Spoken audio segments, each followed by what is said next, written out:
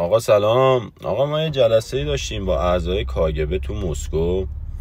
بعد جلسه این دختر خواهرای اعضا اینا اومدن، دختراشون اینا گفتن آقای دکتر ما یه مشکلی داریم که این پسرا خیلی به ما دروغ میگن، میشه این مشکل رو بررسی کنید ببینید دلیلش چیه؟ آقا ما هم گفتیم باشه. ما بررسی کردیم ببینیم چقدر مشکل جدی است. مشکل رو بررسی کردیم دیدیم نه واقعا جدی است. از یه سری از دایرکت ها اینا رو ما خوندیم و اینا دیدیم این تایم دروغ گفتن یه پیکی داره، مثلا بعد ساعت 12 به بعد دور و بر 1-2 شب این خیلی بالا رفته.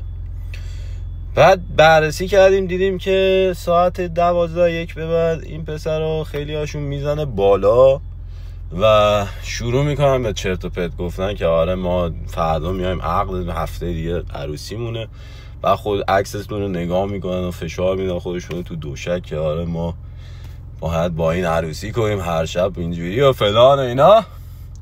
یه دونه از دایرکت ها رفیق من بود که ساعت 1 به بعد بررسی کرده بودیم، نوشته بود که عزیزم یا به دستت میارم یا آسمان رو به زمین میدوزم. آخه کونکش تو خشتکت هم مامانت میدوزی، این چه حرفی آخه میزنی؟ الکی زر میزنی وعده میدی.